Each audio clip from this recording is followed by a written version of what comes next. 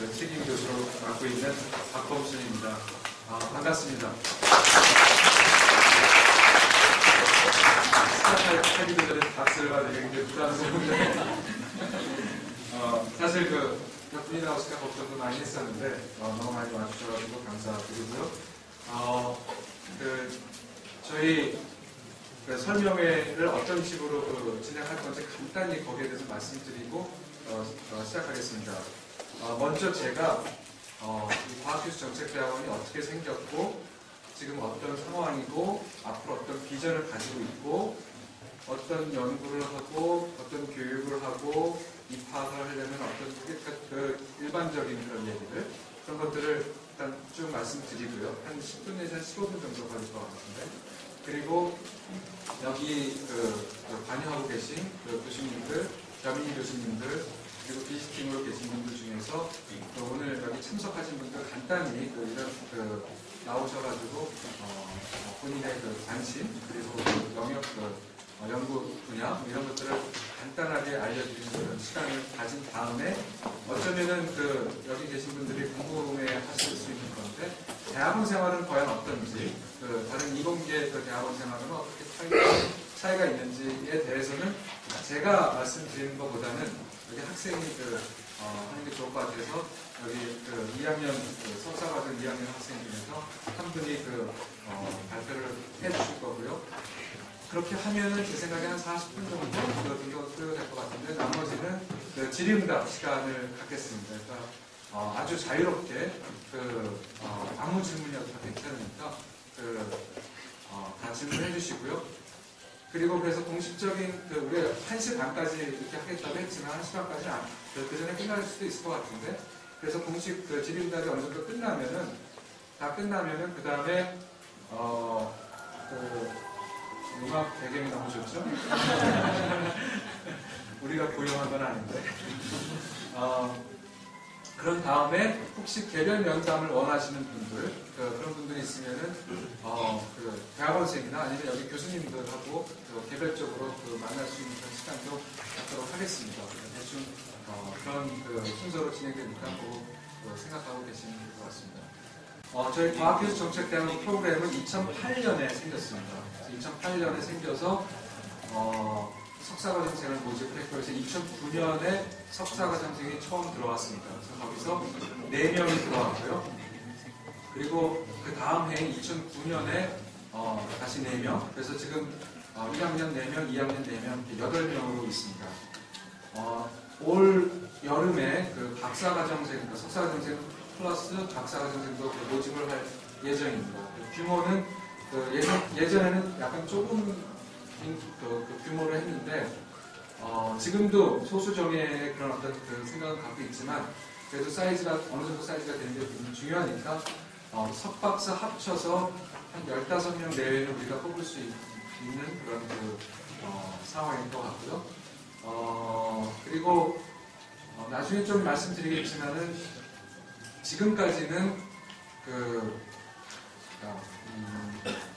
펠로우십을 다 드리고 있거든요. 저기 학생들한테 처음 지금 석사과정 2학년생들한테는 국비 장학생을 다 줬고 그 다음에는 카이스트 장학생 거의 국비성인데 국비랑 마찬가지로 주는데 이제부터는 국비 장학생을 안 주고 계속 카이스트 장학생 제도로 나갈 생각입니다. 마찬가지로 다른 대학원과 마찬가지로 장학금 기회는 퀄리파이드 된 분들한테 드리는 거고요. 그러니까 경쟁이 조금 있을 수도 있습니다. 근데 일반적으로 그냥 자비로 오시거나 아니면은 기업의 후원을 받아가지고 오시는 분도 우리가 갖고 있습니다. 그래서 대충 그런데 한 가지 말씀드리고 싶은 거는 장학금 기회가 참 많다. 그리고 카이스트 장학생의 어떤 혜택이랄까 그런 거에 대해서 저희 카이스트 학생들은 많이 아실 텐데 혹시 카이스트 외부에서 오신 분들을 위해서 말씀드리면은 이건 카이스트 장학생 중에서 국비성 카이스트 장학생이라고 그러는데 일단은 수업료 면제고요.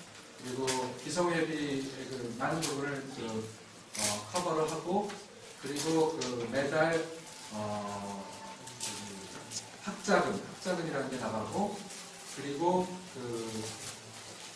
TA나 RA 같은 걸 해가지고 그 조교 수당을 어느 정도 갖고 있습니다. 그래서 자세하게 그 정도 갖고 살 수가 있는지는 대학원생한테서 물어보면 될 것 같고요.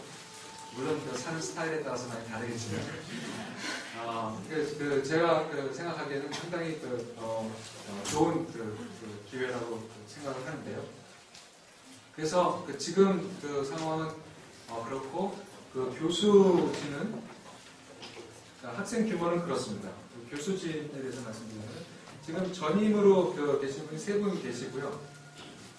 그리고 저를 포함해서, 그리고 겸임으로 계시는 분이 9분이 계십니다. 이공계 학과에서 겸임으로 계신 분도 계시고, 경영대학원에서 계신 분도 계시고, 김원준 교수님 같은 그런 분이고, 그리고 문어과학대학의 소속으로 인문사회과학과에서 겸임으로 계신 분도 계시고요. 그래서 이 중에 일부는 우리가 조금 더 커지면은 우리 쪽으로 완전히 소속으로 바꾸실 분들도 계실 거고, 그리고 앞으로 계획은, 그리고 또 비지팅을 말씀드리면은 지금 아실지 모르겠지만 김명자 전 장관님, 김우식 전 부총리님, 그리고 서정욱 전 장관님, 그리고 박미나 박사라고 이번에 비지팅 어시스턴트 프로페서로 오실 분이고, 그리고 저희가 최근에 미국 존스 홉킨스 대학하고 MOU를 맺었습니다. 국제 교류와 관련돼가지고 국제 교류는 뭐냐면은 한국에서 과학기술과 관련된 전문가, 정책과 또 관련된 또 전문가를 우리가 정부 고위 공무원 중에서 선발을 해가지고 그분들을 존스 홉킨스 대학에 보내고, 거기서 인적 네트워크라는 거는 학교뿐만 아니라 존스 홉킨스 대학이 볼티모어가 중심이고, 바로 옆에 워싱턴에도 있는데, 워싱턴의 월드뱅크라든지 IMF라든지 NSF라든지 이런 여러 가지 기관들이 있는데, 거기에 네트워크를 좀 형성을 해가지고 지속적으로 과학기술 정책을 발전시키자, 그런 취지에서 그런 프로그램을 만들었는데, 그래서 이번에 교과부의 국장이신 한 분하고, 그리고 기획재정부의 국장이신 분 한 분, 나중에 소개를 해드릴 텐데요. 한 분 선발을 해가지고 이번 가을부터 보내기로 했습니다. 그래서 이번 여름부터요. 그래서 그 두 분들은 비지팅 프로페서로 이제 여기 올라가게 됩니다. 그리고 앞으로 패컬티 교수진을 좀 더 보강하기 위해서 나중에 이제 연구 분야를 말씀드리겠지만은, 지금 생각으로는 몇 가지 연구 분야, 예를 들면은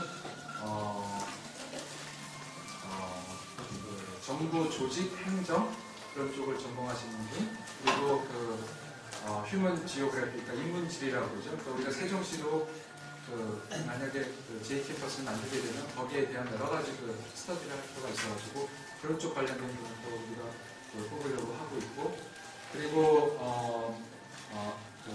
환경 정책, 환경에 관련된 여러 가지, 환경이 워낙 넓으니까 환경, 에너지, 여러 가지 그런 쪽 관련돼가지고 우리가 또 추진하려고 하고 있고요. 그리고 그 이외에 다른 여러 가지 분야를 해서 저희들 목표는 전임으로는 한 10명 정도, 10명 정도의 규모, 그리고 정부 고위 관리라든지 아니면 전직 장관들 이런 분들과 같이 이렇게 하는 걸로 해서 그분들은 한 15명 규모, 그래서 전체 한 25명 정도 규모로 키울 생각입니다. 그 시점이 어느 시점이냐면 앞으로 한 2, 3년 뒤까지 정도를 목표로 하고 있는데, 그 시점이 되면은 잘 아시겠지만은 카이스트가 지금 세종시가 어떤 식으로 변론이 나든 카이스트가 확보한 부지는 그대로 있으니까 거기에 일부는 가고 새로 뭐 만드는 게 있는데, 그 중에 하나가 정책대학원입니다. 의공학 그런 쪽도 많이 있고, 그런데 정책대학원이 크게 있을 거고 앞으로 그거가 어떤 성격을 갖고 있을지 그런 거는 사실 만들어가는 과정인데 저희들의 그 어떤 목표는 그 하버드의 그 케네디 스쿨 오브 가버먼트라고 있죠. 그 한국말로 하면 행정대학원이라고 번역이 될 텐데 그러니까 카이스트 스쿨 오브 가버먼트 같은 거를 만들어가지고 거기에 과학기술, 의료복지, 그리고 외교 안보, 산업, 등등, 문화정책 등등 이렇게 많은 거를 커버하는 그런 어떤 대학원으로 명실상부한 대학원 국내에서 유일한 그런 대학원으로 만들려고 하고 있습니다. 국내에서 정책 대학원이 얼마나 있는지 그런 질문들을 하시는 분들 계시는데요. 행정대학원이라고 해가지고 하는 데는 주요 대학교에 있습니다. 그렇지만 과학기술을 굉장히 중요하게 다루는 그거를 핵심으로 두는 학교는 제가 알기로는 없습니다. 그러니까 카이스트가 사실 이런 분야에서는 카이스트가 거기 사이언스 테크놀로지가 이름에 있잖아요. 그래서 적어도 폴리시를 우리가 한다고 한다면 카이스트가 적어도 이 분야에서는 국내에서 탑이 되고 그리고 국외로 가서도 충분히 아시아를 대표해서 던질 수 있는 그런 쪽이 돼야 되지 않을까 그런 생각을 가지고 있습니다. 그래서 이 장기 플랜은 앞으로 한 2년, 3년, 길게 한 4년 뒤에 그 플랜은 세종시에 들어갈 거를 염두에 두고 교수진과 학생의 수를 늘리는 그런 방향으로 가고 있습니다. 교육에 대해서 간단히 말씀드리면요.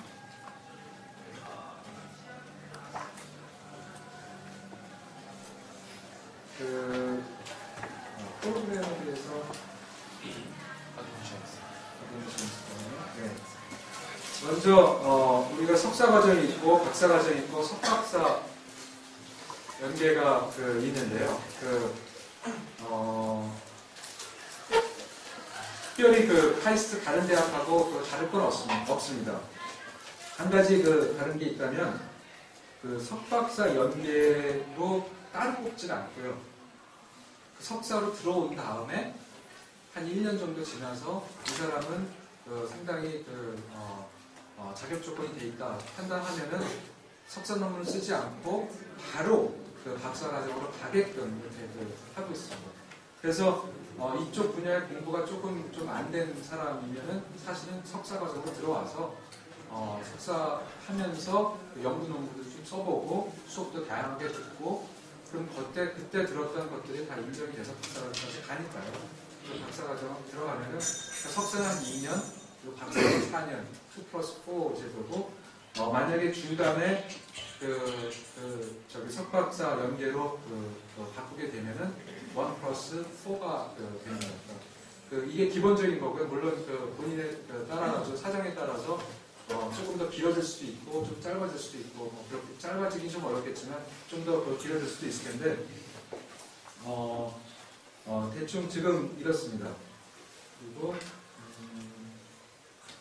수업은 거의 모든 수업이 강의는 없고요.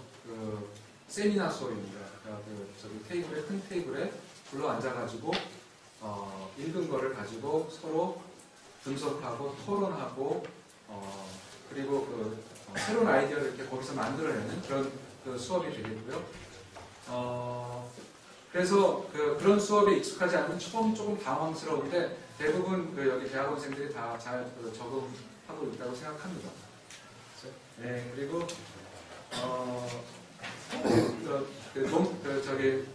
각 과목마다 조금씩 다르지만은 대부분 펌페이퍼로 연구 논문이나 아니면 리뷰 에세이 같은 거를 쓰는 쪽으로 하고 있고요. 그리고 박사 과정은 누가 들어올 수 있느냐 그런 질문도 받는데요.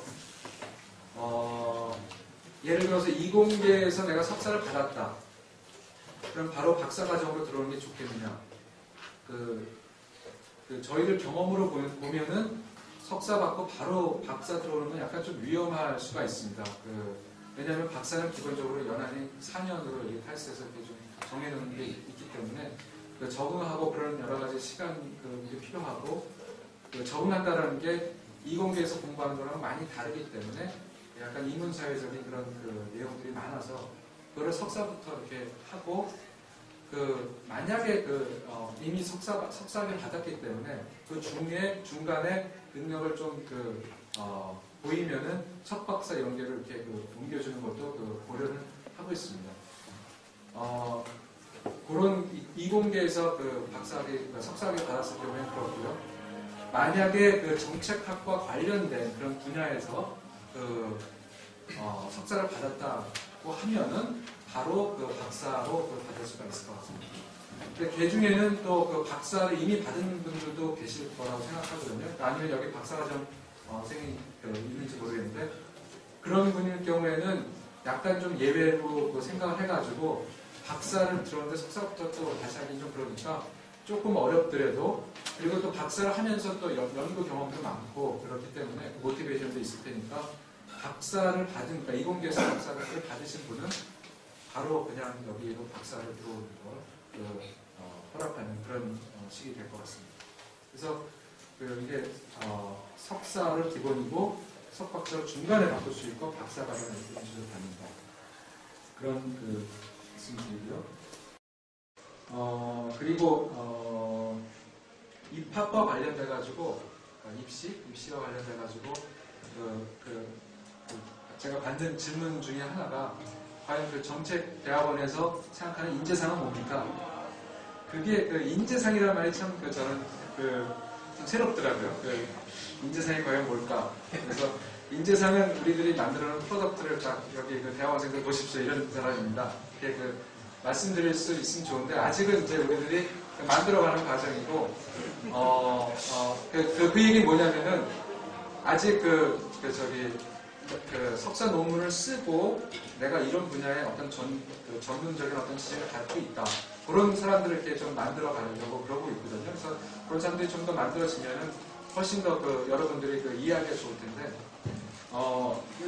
그래서 제가 인재상에 대해서 좀 준비한 게 있습니다. 그래서 이거는 창의적이고 진취적이고 열린 자세를 갖는 거부를 하는 그러니까 흔히 면접을 하면은 받는 그런 하는 얘기잖아요. 뭐 창의적이고 진취적이고 열린 마음으로 열심히 능동적으로 잘하는 거. 사실 그거는 굉장히 중요하거든요. 그래서 그거는 맞습니다.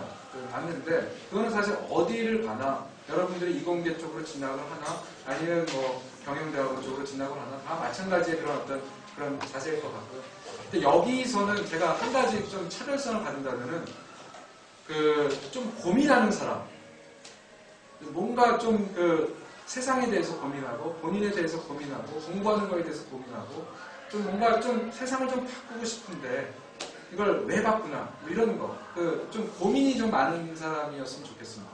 그러니까 단순히 이쪽으로 가면은 미래가 보장이 된다든지 좋은 직장이 보인다든지 그런 게 아니라 뭔가 조금 나름대로의 고민들이 있어가지고 다시 말해서 어떻게 하면은 뭘 바꿀까 어떻게 하면 이렇게 좋게 만들까 어떻게 how만이 아니라 왜라는 질문을 많이 던지고 우리가 왜 이런 걸 해야 되는가 왜 이런 정책을 펴야 되는가 왜 이렇게 사나 이런 나는 왜 이럴까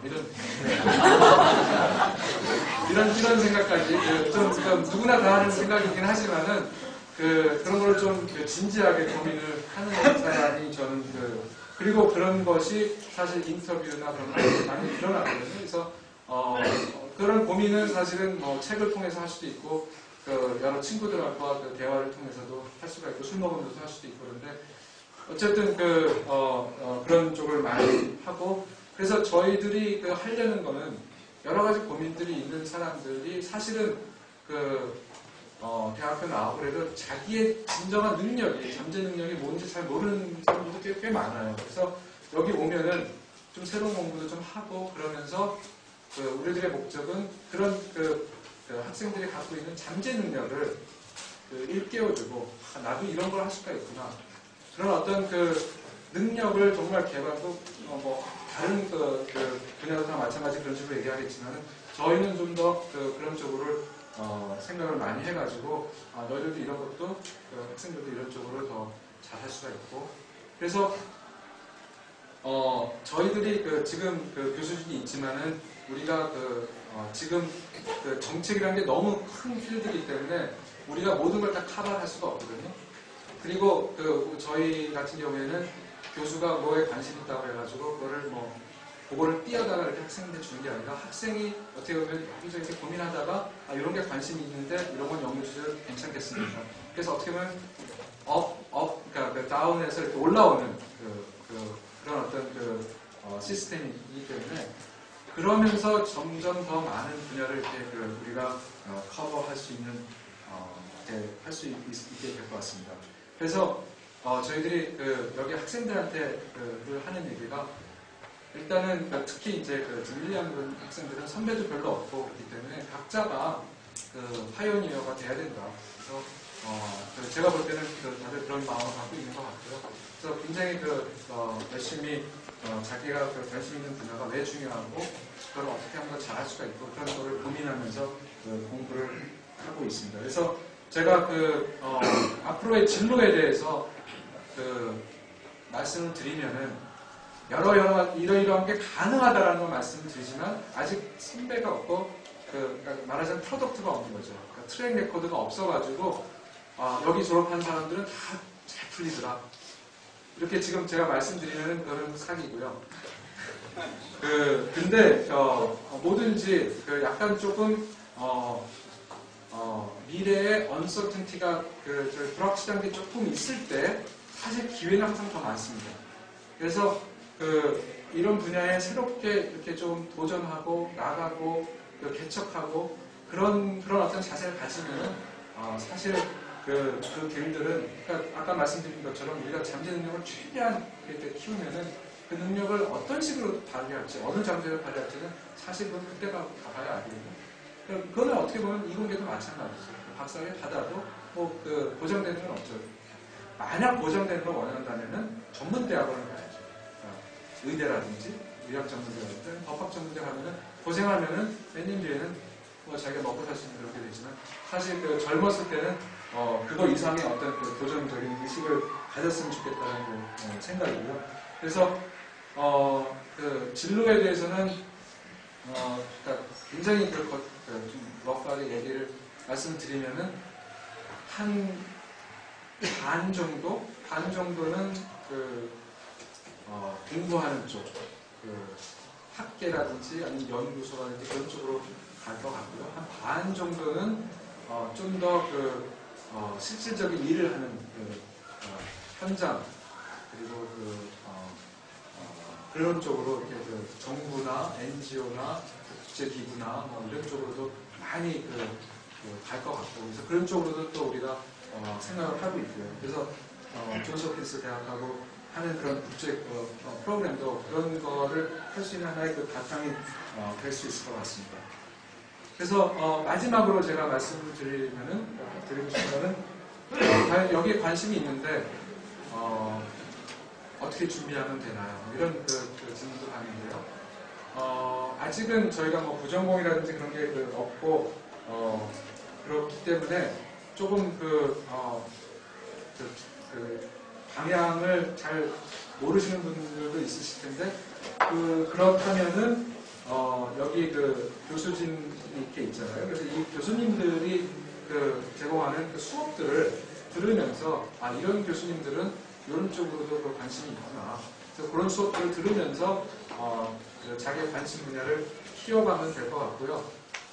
그리고 제가 한 가지 더 말씀드리자면은 지금 각자 공부하고 있는 거, 재밌어 하는 거, 과학이나 공학이나 아니면은 비즈니스나 그 한 가지를 굉장히 잘하는 것도 중요합니다.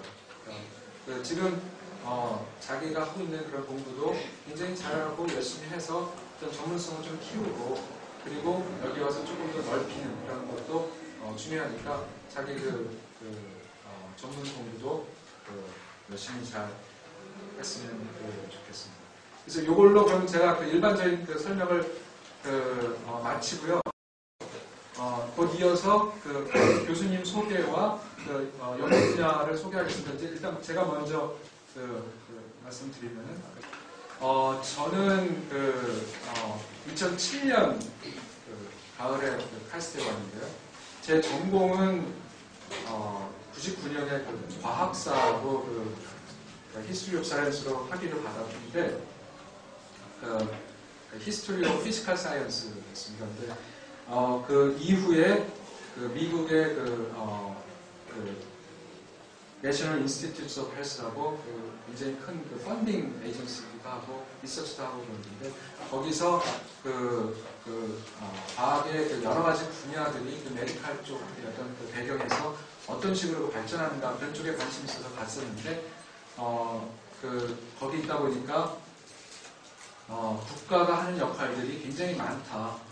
국가의 퀄리티가 그 분야의 발전에 어떤 지대한 영향을 미친다. 그런 거를 공부하게 돼가지고 지금은 이제 미국 NIH의 그 역사에 대해서 그러니까 퀄리티의 역사가 될 것 같습니다. 그 바이오메디컬 리서치 퀄리티의 역사에 대해서 지금 계속적으로 연구하고 있고요. 그리고 2007년에 한국에 와서는 과연 한국에서 어떤 일을 할 수 있을까? 그래서 몇 가지 이제 그 토픽을 저 나름대로 생각을 했는데요. 한 가지는 그 바이오메디컬 리서치 폴리시하고 굉장히 연관이 되는 게 한국말로 하면 보건정책인데 퍼블릭 헬스 폴리시인데 그게 이게 같이 이렇게 연결이 되고 그래서 그게 맞닥뜨러지는 그런 지점에서 어떤 일들이 벌어지는가 그런 것도 관심이 있고요. 그리고 인텔렉츄얼 마이그레이션이라고 해가지고 한국 과학자가 외국 간다든지 아시아 과학자들이 이렇게 브레인 드레인이라는 말 들어보셨는지 모르겠는데 유학 가고 다시 돌아오고 이런 여러 가지 국제 관계에 있어서 그런 문제 그런 쪽도 지금 관심을 가지고 있습니다. 그리고 각 나라마다 정책의 어떤 차이가 어떻게 있는지를 좀 약간 좀 크게 봐야 이렇게 보는 그런 것도 관심이 있고요. 그래서 저는 이제 지금 이런 리서치를 세팅을 하고 있지만 진행하고 있지만 앞으로 또 기회가 더 많이 생기면은 다른 기회가 생기면은 또 이제 새로운 영역을 또 개발하고 그럴 수가 있을 것 같습니다. 그럼 제 소개는 이걸로 간단하게 마치고요. 다음에 신 교수님. 네, 감사합니다. 저는 과학기술정책대학원의 진달림 교수입니다. 먼저 커뮤니케이션 테크놀로지 폴리시에서 보면은 제가 가장 관심을 갖고 있는 분야는 융합입니다. 그래서 컨버전스라는 게 있는데 예를 들어서 생물학과하고 또 공학과하고 만나서 생명공학과 만들죠. 그래서 카이스트에서도 컨버전스라는 얘기를 가장 중요시하고 있는데 그런 어떤 컨버전스. 그래서 예를 들어서 제 입장에서는 스티브 잡스가 애플 컴퓨터의 CEO가 왜 디즈니하고 월트 디즈니하고 합병을 했는가 그런 이유들. 그래서 아이팟이라는 그런 어떤 하나의 기기에 왜 비디오도 들어가 있고 인터넷도 들어가 있고 모바일 기능도 들어가 있고 콘텐츠 기능도 들어가 있는가 그런 어떤 융합 그런 컨버전스에 대한 정책. 근데 컨버전스 정책이라는 게 꼭 정부 정책에 의해서뿐만이 아니라 산업 정책에 의해서 기업 정책에 의해서도 유발되는 겁니다. 그래서 거버먼트 폴리시하고 코퍼레이트 폴리시가 어떻게 움직이느냐 그런 거에 대해서 관심을 갖고 있습니다. 그리고 여기까지는 이제 일반적인 사람들이 많이 관심을 갖고 있는 거고요. 제가 특히 관심을 갖고 있는 것은 디컨버전스입니다. 그래서 이런 어떤 융합 정책이 성공적이었느냐. 그래서 제가 보기에는 많은 부분에서 실패했다. 그래서 그러면 실패한 이유가 뭐냐. 산업적으로, 정책적으로, 문화적으로 어떤 요인 때문에 이런 어떤 컨버전스가 실패가 됐고 그 현상이 어떻게 나타나느냐. 그래서 앞으로 우리나라도 여러 가지 컨버전스에 대해서 얘기를 하고 있는데 앞으로 정책은 어떻게 발전돼야 될 거냐. 거기에 대해서 관심을 갖고 있습니다. 두 번째는 제가 테크놀로지에 대해서 관심을 갖고 있는 두 번째 분야는 브로드밴드입니다. 초고속 인터넷망이라고 했죠. 그래서 우리나라가 이제 인터넷하고 초고속 인터넷이 전 세계에서 1위인데 우리나라 두 가지 1위 하는 거 있습니다. 초고속 인터넷하고 온라인 게임이죠. 그래서 초고속 인터넷이 온라인 게임에 어떤 영향을 미쳤는지, 온라인 게임의 발전에 어떤 영향을 미쳤는지, 그래서 초고속 인터넷을 발전시키는 어떤 문화적 요인은 뭐예요? 그다음에 정책적 요인은 무엇인지 그런 거에 대해서 관심을 갖고 있습니다. 그리고 세 번째는 온라인 게임입니다. 그래서 제가 이제 여러 가지 관심 분야 중에서 이 온라인 게임이 가장 재밌는 주제로 공부를 하고 있는데 왜 그러냐면 아까도 말씀드렸지만 우리나라가 1등하고 있는 두 가지 테크놀로지가 하나는 브로드밴드고 하나는 온라인 게임인데 그 두 가지가 연결되어 있는 겁니다. 그래서 이 두 가지 영역이 어떻게 연결되어 있느냐, 그래서 앞으로 어떻게 발전되느냐, 될 거냐, 그런 거에 대해서 우리가 관심을 가지고 있습니다. 그리고 두 번째 주제는 컬처럴 컬러스입니다. 컬처럴 컬러스라는 게 여러 가지 주제가 있는데 예를 들어서 우리가 생활하는 어떤 관습이나 어떤 행위나 여러 가지가 이제 컬처라고 정리할 수 있고 또는 문화산업으로서 예를 들어서 방송이니 영화니 온라인 게임이니 이런 것으로 컬처를 정의할 수도 있고 어떤 상징체계, 심볼이라는 것을 들어서 컬처라는 것을 설명할 수 있는데 제가 주로 관심을 갖고 있는 것은 두 번째 컬처입니다. 그러니까 산업적으로, 문화적으로, 그러니까 방송이나 영화나 온라인 게임이 하나의 문화로서 어떤 그 사회하고 그를 연결고리를 갖고 있느냐. 그래서 정부 정책이 어떻게 움직이고 산업 정책이 어떻게 움직이고 그에 따른 문화 정책이 어떻게 움직이느냐 이런 거에 대해서 관심을 갖고 있습니다. 그래서 예를 들어서 우리가 지금 미국하고 그 FTA 협정하고 있죠. 그 자유무역 협정을 하고 있는데 그 FTA가 지금 현재 아직 펜딩 상태입니다. 최종 교정은 안 치렀죠. 그래서 그 정책이 우리나라 영화 산업에 우리나라 영화의 내용에 어떻게 영향을 미치냐. 예를 들어서 FTA를 만들 때 그 전제 조건으로 우리가 갖고 있는 스크린 쿼터라는 걸 줄였잖아요. 그래서 그런 의미, 그래서 어떤 그런 그 관계들이 어떻게 그 문화 산업에 영향을 주는지 그거에 대해서 관심을 가지고 있습니다. 그 세 번째는 글로벌라이제이션입니다. 글로벌라이제이션은 제가 그 학부에서도 수업을 가르치고 있는 건데요. 예를 들어서 제가 이제 커뮤니케이션 테크놀로지하고 컬처럴 플러스를 공부하고 있다고 하는데 제가 관심을 갖고 있는 것은 이런 분야들이 단지 국내에 의해서 국내 상황에 한정되는 게 아니고 이것이 커다란 그 글로벌라이제이션이라는 범주에서 어떻게 움직이느냐 그걸 관심을 갖고 있습니다. 잘 아시겠지만은 글로벌라이제이션의 그 선두주자는 영화산업이죠. 그리고 글로벌라이제이션을 갖다가 촉진시키는 것은 그 뉴 테크놀로지입니다. 그래서 이런 글로벌라이제이션, 이 뉴 테크놀로지나 커뮤니케이션 테크놀로지나 컬처럴 플러스를 글로벌라이제이션이라는 그런 문맥에서 해석하지 않으면 그 반쪽짜리 그 절름발이 연구가 될 수밖에 없습니다. 그래서 제가 그런 분야에 대해서 관심을 갖고 있고 그래서 글로벌라이제이션이라는 틀 속에서 그런 어떤 이론 틀에서 컬처럴 폴리시하고 커뮤니케이션 테크놀로지 폴리시를 공부하고 있습니다. 그래서 예를 들어서 우리나라에서 가장 유명한 그 온라인 게임이 이제 NC소프트에서 만든 리니지죠. 리니지 게임 1, 리니지 게임 2인데 그럼 그 리니지 게임 1, 리니지 게임을 만든 NC소프트가 그 단지 그 국내에서 소비하는 거 아니잖아요. 그러니까 그 중국이나 일본이나 미국이나 유럽까지 진출을 했는데 어떤 식으로 진출을 했느냐. 어떤 그 전략을 갖고 그 국제시장을 점령했느냐. 그래서 전 세계에서 가장 그 유명한 그런 그 MMORPG가 됐느냐. 그런 거에 대한 연구입니다. 그래서 글로벌라이제이션과 어떤 테크놀로지의 연계 이런 거에 대해서 제가 이제 공부를 하고 있고요. 마지막으로 이제 마이너로 지금 여러분들한테 말씀드릴 수 있는 것은 사이언스 저널리즘입니다. 우리가 지금 과학기술 정책대학원이기 때문에 여기서는 뭐 크게 말씀드릴 수 있는 것은 아니고요. 우리가 그 과학기술 정책대학원은 원래 이제 과학 그 저널리즘 대학원을 새로 만들었는데 거기서 우리가 이제 어떤 연계관계, 과학의 대중화 또는 과학과 대중화를 넘어서 과학의 그 소통, 인간과의 소통을 어떻게 이루어낼 거냐라는 관점들. 그래서 우리가 과학 저널리즘 대학원에는 아직 그 풀타임 학생이 없습니다. 그래서 외부의 그 현지 기자들, 현지 언론인들을 뽑아서 교육을 하는 거기 때문에 풀타임 학생으로서 공부하고 싶으면은 그 과학기술 정책대학원에 와서 공부를 하셔야 됩니다. 그래서 감사합니다. 저는 세 명의 전문가 중에서 가장 급이 떨어지는 표현이 이상한데요. 조교수이고요. 가장 젊은. 그렇게 말하면 그리고 저는 2007년에 여기 왔고 그 전공은 정치, 그중에서 이제 국제정치, 경제가 제 연구 분야입니다. 여기 간단히 나왔지만은 이제 과학기술 정책이라고 하는데 이 정책이라고 하는 분야는 정치학에서 원래 나온 거라고 정책단은 많이 주장을 하는데 그래서 이제 정책이라고 하는 게 따로 학문이나 분야가 되어가지고 상당히 활발하게 행정대학원도 있고 정책대학원도 있는데 아까 박봉 선생님 말씀하신 것처럼 이제 과학기술을 중심으로 한 대학원이 여기밖에 없다는 게 참 좋겠다고 생각을 하는데요. 저는 간단하게 학교를 해봤는데 여기서 가르치는 과목은 학교에서 인문사고학교에서 가르치는 과목 외에 제가 하는 거는 대학원에서 이런 과목을 가르치는데 이제 대학원이 생긴 지 2년밖에 안 됐기 때문에 이걸 지금 잠깐 붙인 건 아니고 제가 앞으로 가르칠 내용들이 있고 주로 이제까지 이제 코믹 플러스 메이킹을 주로 가르쳤습니다. 그리고 어떤 연구 분야를 하냐 했을 때 제가 논문을 쓴 것은 글로벌라이제이션, 아까 김대근 선생님이 말씀하신 건 문화와 관련된 글로벌라이제이션이고 저는 이코노믹 글로벌라이제이션이랑 관련해서 정부의 정책 결정권도 얼마나 줄어들었는지 지출 정책이 어떻게 되는지 그런 걸 연구했고요.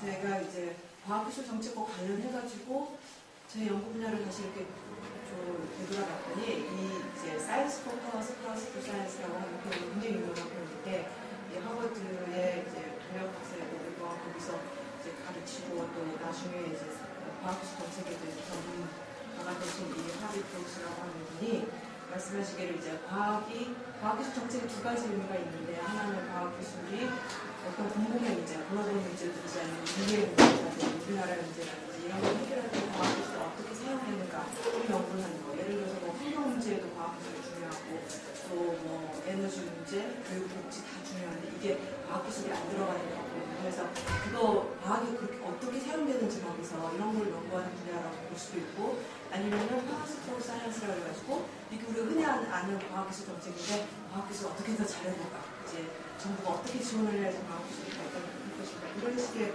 두 가지 고민이 있는데 제가 가만보니까 지금 하고 있는 연구가 되게 중첩이 되는 것 같습니다. 그래서 첫 번째는 이제 과학기술과 관련해서 이제 이게 저도 이제 공공정책이 이제 관심이다 보니까 과학기술과 글로벌 이니퀄리티의 문제가 어떻게 연관이 되는지 그리고 서스테너블리티가 굉장히 중요한 문제인데 여기 사이언스 파워스가 어떻게 결합이 되는지 그리고 또 제가 최근에 색서과정 학생을 지도하고 있는데 이제 클라이밋 체인지가 굉장히 중요한 문제잖아요. 근데 여기에서 제가 보면 글로벌라이제이션, 그러니까 20세기에 처음에 이제 2차 대전 끝나고 나서 이렇게 크게 트렌드를 세 가지로 꼽는다면 저는 냉전하고 글로벌라이제이션하고 클라이밋 체인지를 꼽고 싶은데 냉전이 지났잖아요. 그러고 나서 글로벌라이제이션인데 글로벌라이제이션이 이제 밑바탕이 되고 있고 거기서 중요한 게 클라이밋 체인지가 그전에 글로벌라이제이션 같은 경우는 사실 정치와 경제와 이런 식의 그런 것들이 많이 결합된 형태인데 클라이밋 체인지는 테크놀로지를 넘어서서 정말 사이언티픽 엑스퍼티스가 거기에 들어가가지고 이게 엄청나게 그 자체가 융합된 문제라고 생각이 됩니다. 근데 여기에 이제 과학자들이 처음으로 정말 이제 글로벌 인스티튜션에서 굉장히 활동을 하고 있는데 이 부분에 대해서 연구를 하고요. 그다음 두 번째는 이제 파워스 포 사이언스 그 측면에서는 이제 이머징 테크놀로지를 모두가 다 강조를 하죠. 모든 사람들이 이제 새로운 시대에는 이제 심리적인 게 아니고 인정적으로 한 거예요. 지식이나 책에서 그런 거 가지고 특허라든지 이런 걸 가지고 경쟁하는 시대인데 여기서 이머징 테크놀로지가 굉장히 중요한 문제는 이게 하이 리스크지만 요새 유행하는 말로 또 하이 리턴이지만 또 하이 리스크잖아요. 그래서 정부가 이거를 봤을 때는 굉장히 이게 트리키한 문제라고 생각이 됩니다. 그래서 이머징 테크놀로지가 어떻게 이거를 잘 하이 리스크 측면을 이렇게 미니마이즈하고 하이 리턴 측면을 극대화할 수 있는 그런 식의 정책을 세울 것인가라는 거고 그리고 또 하나는 이제 글로벌 리스크는 상당히 많죠. 예를 들어서 경제라는 게 연동해서 오시고 글로벌 이런 것들을 통해서 여러 가지 형태의 글로벌 컨스트레인이 있는데 이거 관련해가지고 과학기술 정책이 어떻게 내셔널 파워스가 어떻게 세워져야 되는지 이런 거 하고 마지막으로 요새 최근에 굉장히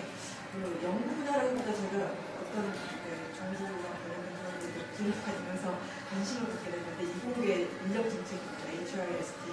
네, 여기서 이제 어떻게 하면 이제 아까 말씀하신 것처럼 분해를 주는 사람이 심한데 이거를 그런 식으로 네거티브하게 볼 게 아니고 이게 이제 엄청난 이 브레인들을 가지고 전 세계적인 경쟁이 이루어지는 시대거든요. 그래서 그렇게 봤을 때 어떻게 하이퀄리티 고급 인재를 양성할 것인가 해서 이제까지 인력 정책이 계속 이공계 깊은 상태로 이공계를 많이 이공계에 많이 풀면 된다라는 식의 그런 식의 어프로치를 하고 있는데 저는 그것보다는 숫자가 적더라도 정말 고급 인재들이 오는 것이 더 중요하지 않을까 하는 식으로 지금 여러 가지 정책들을 하고 있습니다.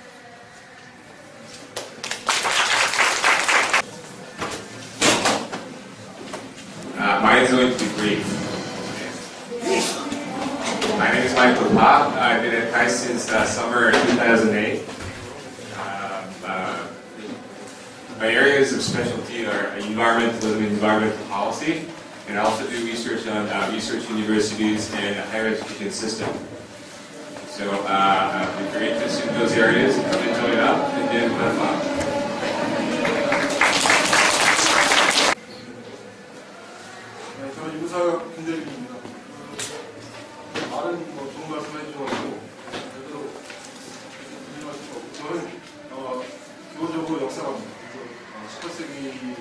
전공하는 역사고, 전공 분야는 영국과 미국의 정치를 보면서 관심을 가지고 있는 것은 국가와 경제 집단의 관계, 그 다음에 최근에 특히 관심을 갖고 있는 에코노믹 레귤레이션과 디레귤레이션이라는 건데, 이것이 이제 굉장히 최근 문제처럼 보이지만 아주 오랫동안 이 문제는 논쟁이 되어왔던 문제입니다. 그래서 이것과 관련해서 또 관심을 기울이는 문제는 국가에 관한 티어리들과 국가 시스템의 어떤 변화 이런 것들이 좀 최근에 관심을 갖고 있고, 과학기술정책대학원에서 수업을 좀 하면 어떠냐는 제의를 받아가지고 제가 할 수 있는 게 뭐가 있을까 좀 생각을 해보다가 첫 번째로 떠올렸던 것이 비즈니스 스토리, 그래서 기업사를 좀 저도 좀 본격적으로 공부를 하고 학생들과 같이 이야기를 좀 나눠가면서 굉장히 좀 장기적인 안목에서 기업 환경, 기업의 변화, 그 다음에 제가 이제 특히 관심을 기울이는 것은 기업과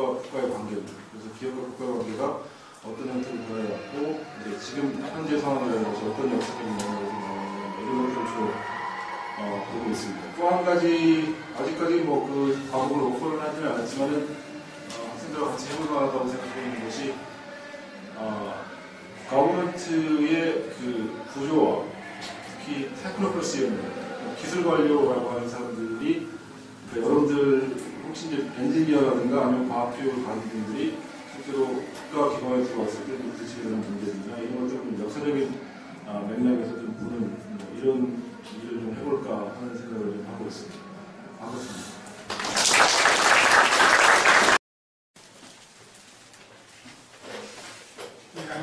네, 안녕하십니까. 저 기획재정부에서 온 이호철이라고 합니다. 저는 이제 아직 여기 명단에는 없지만 비지팅 프로페서로 여러분 위원회 같이 합류한 예정입니다. 제가 그렇게까지 주일본 한국 대사관에 재정경제관으로 있다가 오늘 학장님께 인사드리고 왔는데 완벽결에 여러분 이상에 쓰이고 있습니다. 인생이라는 건 상당히 완벽결에 일어나는 것 같습니다. 저는 30년 동안 주로 기획재정부 경제부처에서 정책을 디자인하는 일들을 주로 해왔습니다. 저희 그 아카데믹 백그라운드는 제가 대학에서 경제학을 전공을 하고 그 이후에 프랑스에 가서 파리 방테옹 소르본 대학에서 PhD를 받았습니다.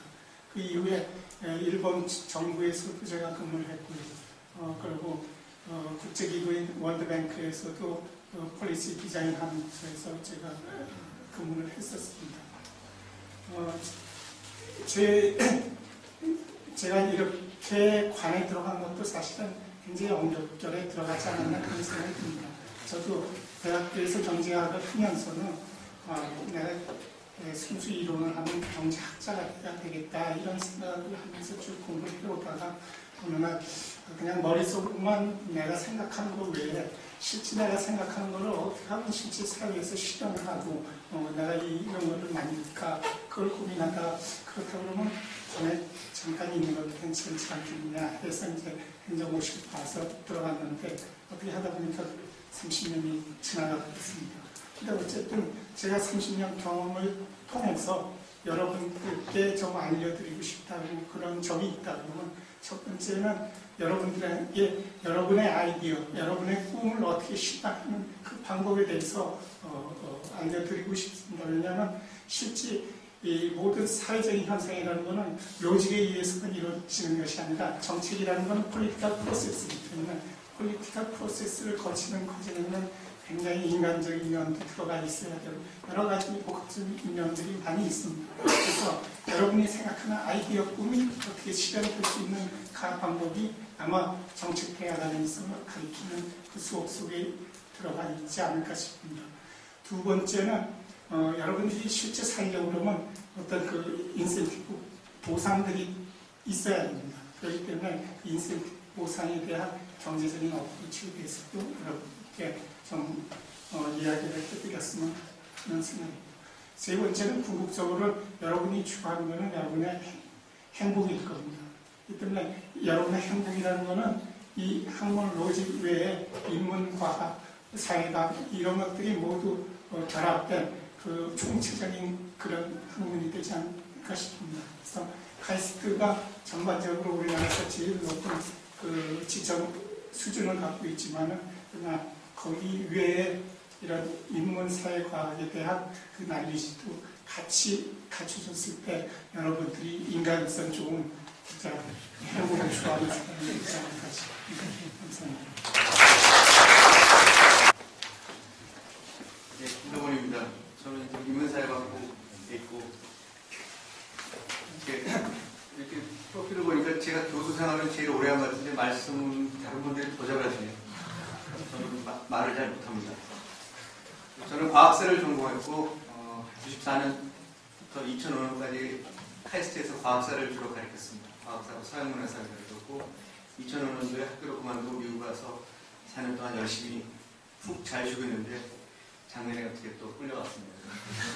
2009년에 다시 2009년 8월 1일자로 다시 카이스트에 왔더니 문화과학 학장님 맡고 있고 박원순 교수가 시킨 대로 박원순 교수가 시키는 거는 뭐든지 다 그대로 하고 있습니다. 이번 학기에 수업을 나와서 같은데 오늘 몇 분이 말씀하신데 꿈이라는 단어가 굉장히 많아서 제가 겪었는데요.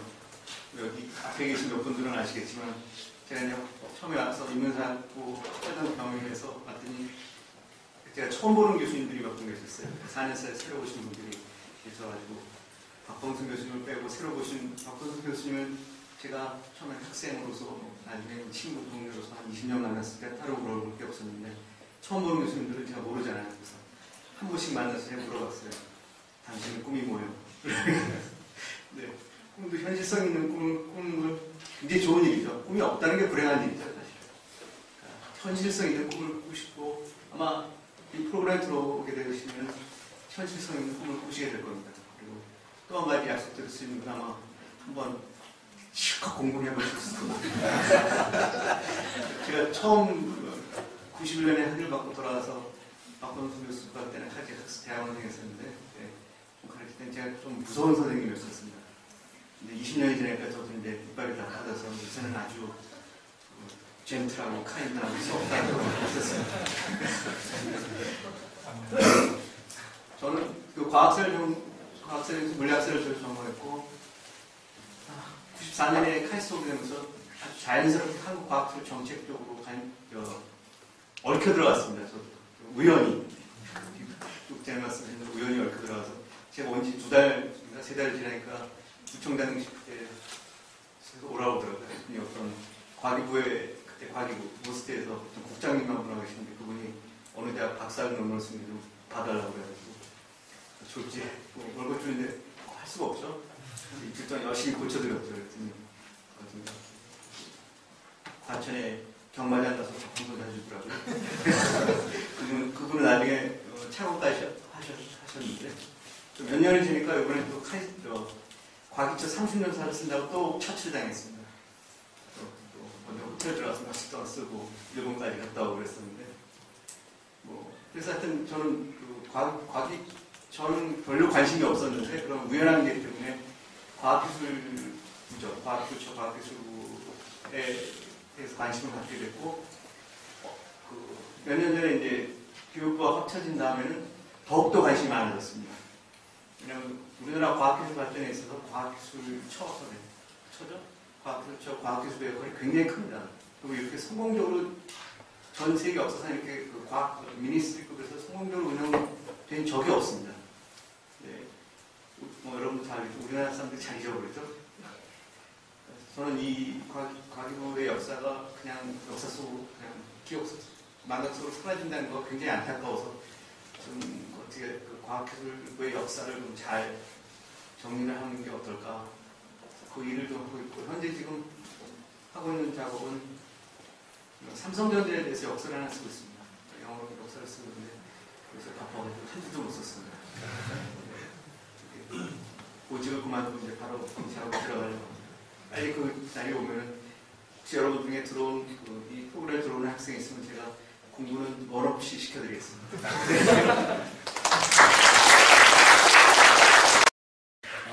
그러면은 사실 오늘의 하이라이트인데요. 그 학생의 그 프레젠테이션이 있습니다. 저희 그 대학원 생활이 궁금하실 텐데요. 보시고 나중에 질문 드리시죠. 네, 안녕하세요. 반갑습니다.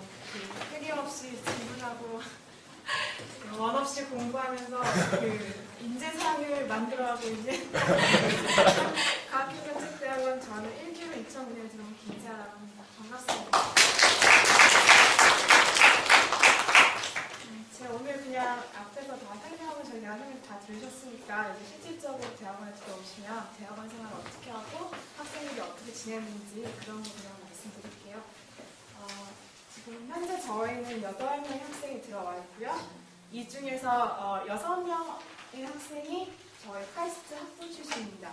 두 분이 이제 한대에서 오셨는데요. 한 분이 고려대에서 오셨고 한 분이 유화여대에서 오셨습니다.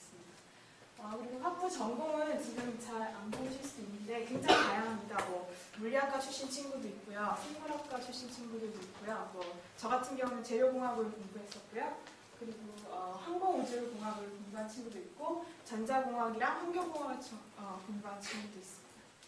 저희들이 모여서 굉장히 다양한 관심사를 갖고 연구를 하고 있는데 뭐 간략하게 리서치, 뭐 인터레스트 같은 걸 말씀드리면 열심히 아주 꿈꾸는 인재상이기 때문에 구체적으로 뭐 거대한 것보다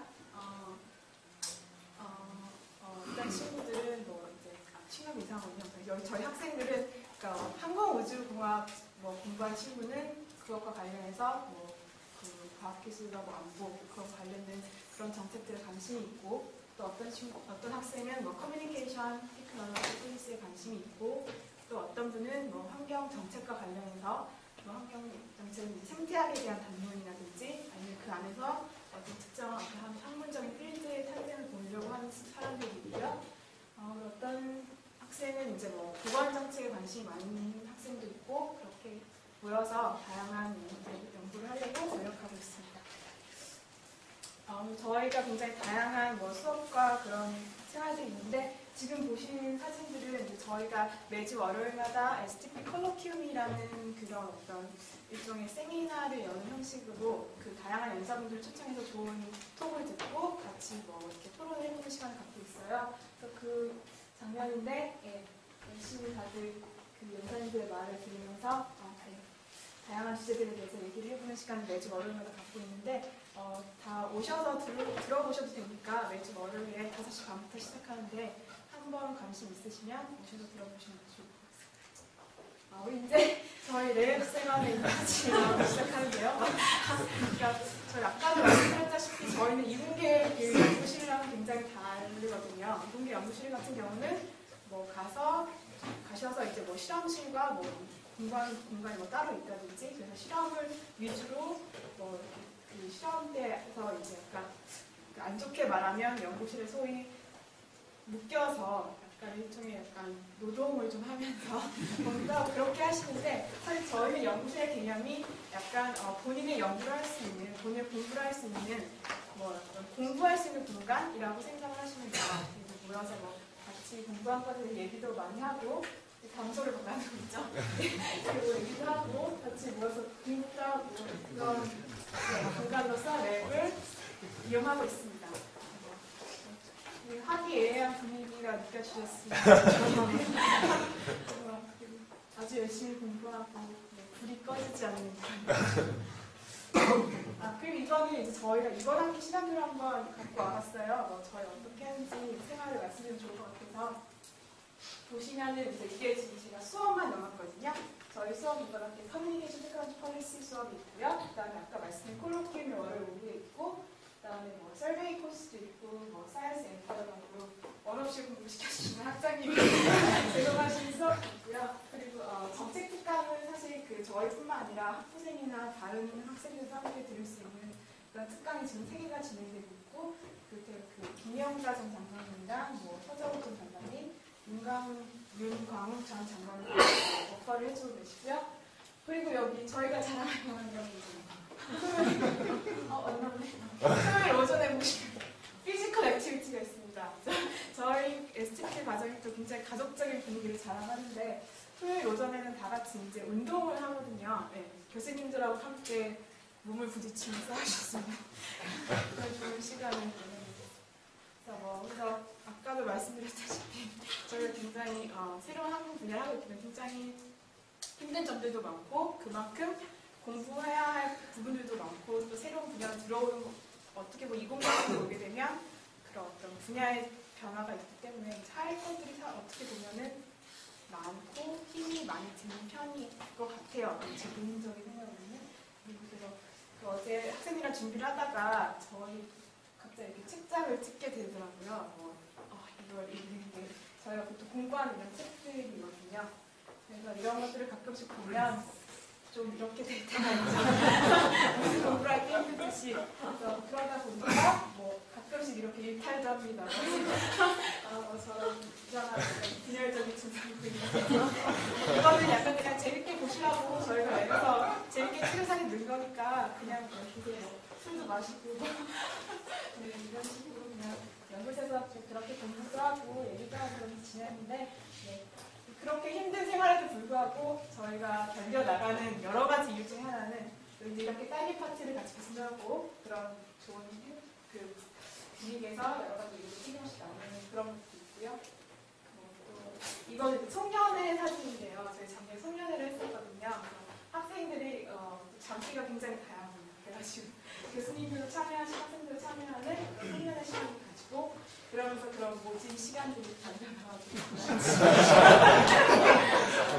그래서 마지막으로 말씀을 드리고 싶은 거는 아까도 무슨 리서치 인터레스트나 리서치 에리아를 들으시면서 느끼셨다시피 저희는 이제 과학기술 정책이 이렇게 해야 된다. 어떤 현실적인 대안을 내는 거에 집중하는 것이 아니고 과학기술 정책이라는 것이 무엇이고 그게 어떤 것이 되어야 되고 그 이름 안에서 우리가 어떤 것들을 얘기하고 논의해야 되고 그러니까 보다 그런 근본적인 것들에 대해서 굉장히 질문을 많이 하고 모여서 연구를 하고 있는 공간이에요. 저는 그렇게 생각하는데 그럴 때 그렇기 때문에 아마 박보수 선생님께서 질문하는 어떤 그런 고뇌가 많은 그런 학생들이 들어왔으면 좋겠다고 말씀하시는 것 같습니다. 그런 것들을 통해서 이렇게 새로운 어떤 과학의 정책을 만들어가고 있는 저희가 조금 더 다른 사람들과 다르게 생각하고 그 생각한 것들을 적극적으로 말을 할 수 있고 그렇게 함으로 인해서 좀 과학의 정책이라는 영역을 함께 만들어가는 그런 곳이라고 생각하고 다들 오셔서 힘들지만 교수님 말씀처럼 파이어니어로서 함께 공부하실 수 있으면 그러면 좋겠습니다. 감사합니다. 역시 하이라이트는 맨 마지막에 드는데 지금 시간이 조금 지났는데요. 질의응답 시간을 갖도록 하겠습니다. 손을 들으시면은 제가 이렇게 지적하겠습니다. 하이스타크에서 이제 타 대학원 진학하면 박사과정 수경을 경영 참여해 보시잖아요. 네.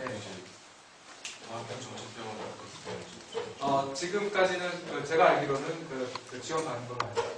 그러니까 석사는 아니고 박사과정을 했을 때 석박사로 되거나 아니면 박사로 진행을 했을 때는 앞으로 바뀔 가능성이 세상 일은 모르니까 그렇지만은 아마 카이스트 안에 있기 때문에 계속 지원을 받을 것 같습니다. 제가 알아보고 봐야 돼요. 화학과는요, 대학원 같은 때 개별 연구나 URP를 할 수 있잖아요. 네. 여기는 일단 없다고는 알고 있는데 그거랑 비슷하게 학부생이 좀 더 연구 분야에 알고 연구에 참여할 기회가 있어요. URP는 가능합니다. 예, URP 가능하고요. 개별 연구는 각 교수님들이 시간이라든지 여러 가지에 따라서 지도를 해줄 수도 있고 못 해줄 수도 있는데 가능하면은 URP나 그런 공식적인 게 있으니까 그걸 통해서 하는 게 좋고요. 왜냐면은 우리 특별히 교수님 본인의 어떤 랩이 따로 없으니까 다른 선생님들처럼 이공계 선생님처럼 거기 들어와서 한번 연구해봐라 그렇게 안 되고 굉장히 개별적으로 지도를 많이 해야 되잖아요. 그래서 상당히 대학원생들 지도해야 되고 그러니까 여러 가지 일들이 많아서 그렇긴 한데 불가능한 건 아니고요. 컨택을 하시고 가능하면 URP라든지 그런 거는 선생님들 다 하시니까 지금까지 하시고 계십니다. 그걸 통해서 하시면 될 것 같습니다. 질문. 예. 박사 과정에 들어갈 계획이 만약에 석사로 이제 먼저 지원을 하게 됐을 때 서류 제출 같은 걸 할 때 석사 과정에 맞춰서 서류를 제출해야 하는가요? 아니면 박사 과정에 맞춰서 제출해야 하나요? 그러니까 들어갈 때 그 궁극적인 목표가 예. 박사까지 진학을 한다 하더라도 지금 들어가는 시점이 석사라면은 석사에 맞춰서 해야 되죠. 네, 석사에 맞춰서 하고 거기에 맞춰서 그 심사를 할 거고요. 그러고서 이제 그 중에 그 조금 자격 요건이 되는 사람들은 중간에 석박사 연계로 바꿔주거나 그런 게 가능한 거죠. 그렇지만 일단은 들어갈 때는 그 거기에 맞춰서 해야 될 것 같습니다. 근데 그러니까 아마 중간에 석박사 연계로 바꿀 때 여러 가지 자격 요건을 물어볼 때 더 추가적으로 좀 내라 그런 게 있을 수도 있죠. 라이팅 샘플이 그 전에 있었던 사람이 좀 보여달라고 이제 그런 게 할 수가 있는데 일단은 그 지금 현재 지원하는 거기에 맞춰서 하십니다.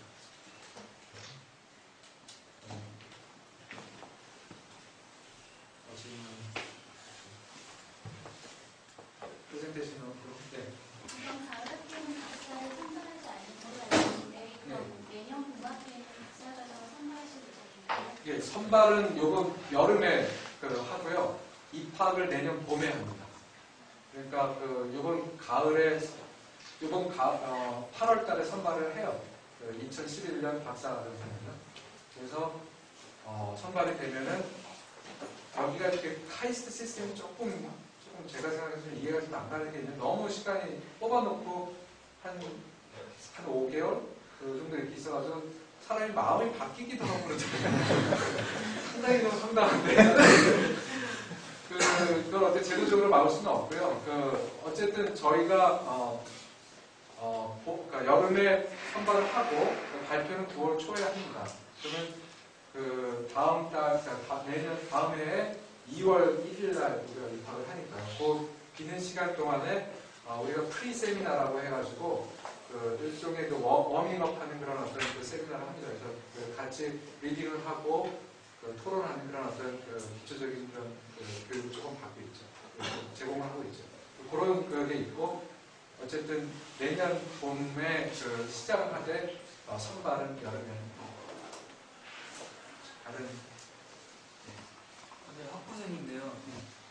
그 석사 과정에 지금 진학하려고 지금 생각하고 있는데 그 학점에 관련해가지고 그 학점이 선발 과정에서 큰 비중을 차지하는지 대학원에서 생각하는 그런 최소한의 커트는 어느 정도 되는지. 커트라인은 없고요. 일단 좋은 소식인가? 커트라인은 없고 우리들이 보는 게 여러 가지가 있죠. 그러니까 제일 중요한 게 학습 능력이라는 걸 봐야 되죠. 여기 와서 뭐 다들 고생을 하지만 어느 정도 버텨나갈 수 있는 거나 최소한의 학습 능력은 있어야 되니까 그 학습 능력에는 일단은 뭐 영어로 수업이 다 진행이 되고 영어를 읽고 그러니까 영어 능력이 좀 중요하기는 한데 그게 아주 절대적이라고 얘기는 못하고요. 그러니까 영어 능력이 중요하고 그리고 기본적으로 학습 능력을 볼 때 뭘 보시겠어요? 그 전에 학부 때 얼마나 공부를 했는가 그런 것도 하나의 잣대가 될 수가 있고 그리고 면접을 하다 보면은 이 사람이 얼마나 인텔렉츄얼한가 논리적인가 그리고 관심을 어떻게 잘 얘기를 하는가 뭐 이런 것도 하나의 것도 될 수가 있고 그리고 어떤 이쪽 필드에서 잘 모르지만 어떤 정렬이 있는가 뭐 이런 것도 좀 보게 되고 기본적인 여러 가지 학생의 자질을 평가하게 되니까 사실 학점은 한 5-6가지 되는 항목의 하나죠. 그러니까 학점이 높으면은 해가 될 건 하나도 없어요. 좀 높으면 4.0 넘는다. 그러면 얘 공부 잘 열심히 했구나. 그렇다고 모든 게 다 보장되는 건 아니죠. 그러니까 그렇다고 마찬가지로 나는 얼마 안 돼. 그렇다고 해서 또 모든 기회가 다 없어지는 건 아니고요. 그러니까 이게 케이스마다 다르기 때문에 그런 것들을 본인이 잘 설명을 할 수가 있어야 돼요. 그러니까 왜 이랬는가, 상황이 어땠는가, 여러 가지들을 잘 설명을 하고 그리고 앞으로의 어떤 의지 같은 걸 잘 얘기를 하고 근데 어차피 입시는 경쟁이 조금 있잖아요. 그래서 경쟁이 있어서 그 해에 어떤 사람이 들어왔느냐, 풀이 어떤 거냐에 따라서 좀 많이 변하기도 하는데 근데 한 가지 말씀드리고 싶은 건 학점이 절대적인 기준은 아니다. 커트라인은 따로 없다. 영어도 마찬가지로 굉장히 중요한데 물어보더라고요. 토플은 몇 점 이상이면 됩니까? 그런 거를 따로 만들지는 않고 단지 그 면접을 할 때 영어를 반은 아니지만 3분의 1 정도는 30분 정도 면접을 하는데요. 또 우리가 시험 보는 게 따로 없고 면접만 하잖아요. 그러니까 서류 면접하고 이거 하는데 한 30분 정도에서 한 10분 정도, 10분에서 15분 정도는 영어로 대화가 왔다 갔다 하고 나머지는 한국말로도 하고 그러니까 그거 생각하시면 됩니다. 예. 저는 벌써 대학을 졸업한 지 10년 정도 됐고요. 예. 그러니까 석사를 하고 그래서 한 5년 정도 예. 반도체 설계 엔지니어로 근무를 하다가 예. 이쪽 정책 과정에 관심이 생겨서 이번에 지원할 예정인데요. 예. 그 지원서를 작성하다 보니까 예. 굉장히 항목들이 다양하게 있더라고요. 학부 때의 어떤 사회활동 경험은 뭐가 있는지, 수강 경력은 뭐가 있는지 항목들이 굉장히 많아요. 이렇게 말씀드리면 제가 아직 나이는 어리지만 제가 대학을 다닐 때만 해도 그런 항목들이 지금처럼 중시되던 시기가 아니었기 때문에 사실 그 모든 항목을 채우기가 그러니까 조금 어렵더라고요. 그렇다고 없는 사실을 지원해서 쓸 수는 없는 거고 그러다 보니까 과연 그런 것들이 얼마나 서류 전형을 통과하는데 그러니까 포지션을 차지하는지가 좀 요새는 아주 스펙이 중요하게 그래서 보면은 제가 다시 어플라이를 해도 안 될 것 같아요. 나가 상황이 있었으니까 그런 게 있거든요. 그러니까 아까 말씀드린 것처럼 있으면은 이런 특기가 있었구나 그런 걸 확인하는 정도지 이게 아주 절대적인 그런 어떤 조건이 아니거든요.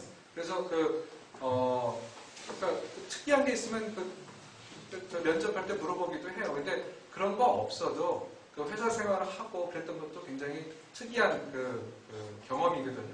그러니까 그거를 말씀해 주시면은 충분히 되고 학생들 중에서는 어느 동아리에서 열심히 자기가 정말 리더가 되든 같이 이렇게 하든 그런 거 했다 그럼 그런 것도 좀 얘기를 하고 그러면은 우리가 그 지원자에 대해서 종합적으로 조금 생각할 수가 있게 되잖아요.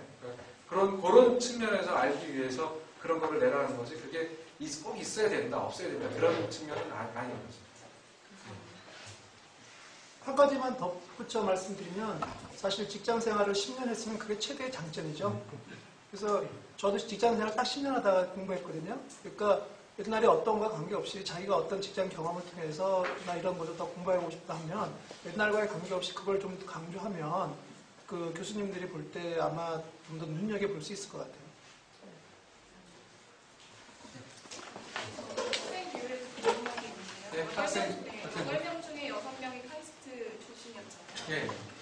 그게 어떤 학생을 뽑을 때 그 출신 비율이 있었던 건지 아니면 잘 안 알려져서 카이스트 학생들이 전반적으로 많이 지원해서 그렇게 된 건지. 그 출신 비율 우리가 쿼터를 따로 정하면 전혀 없습니다. 완전히 프리 컴피티션이거든요. 그리고 말씀하신 것처럼 우리가 좀 적극적으로 외부에 알려야 되는데 여러 가지 처음에 준비하다 보면 이것저것 신경 쓸 게 많아가지고 사실 포스터 몇 개 붙이는 거 외에는 별로 많이 안 했는데 그럼에도 불구하고 이렇게 외부에서 관심을 갖고 와주신 게 사실 저는 좀 놀라긴 했는데 특별히 그런 건 전혀 없고요. 카이스트 학생이라고 해서 더 유리한 것도 없고 불리한 것도 없고 다른 학생 다른 에서 불리한 것 유리한 거 전혀 저희들 마음속에는 없고 사실 이렇게 지금 찍는 이유도 찍어가지고 유튜브로 만들어가지고 웹사이트에 올려서 외부에서도 조금 더 관심을 가지고 왔으면 좋겠다는 거고 제 개인적인 생각은 약간 이게 헤테로지니어스한 그런 어떤 그룹이 좋아요. 그러니까 일부러 만들 필요는 없지만 여러 그룹들이 이렇게 좀 오면은 다른 아이디어들도 있고 말씀하신 것처럼 직장 경험도 있는 분 그리고 다른 여러 분야에서 오신 분 그리고 또 다른 학교에서 오신 분 이렇게 보면은 다 금방 또 카이스트 학생이 되고 잘 적응을 하더라고요. 그래서 그런 어떤 특별히 우리가 차별을 하거나 그런 건 없고요. 다 똑같이 능력 베이스 그렇다고 해서 불이익을 주는 것도 아니고 그렇습니다. 그래서 그냥 뽑은 결과는 우리가 좋은 사람을 뽑다 보니까 이런 식의 컴포지션이 만들어진 그런 상황입니다. 다른 질문?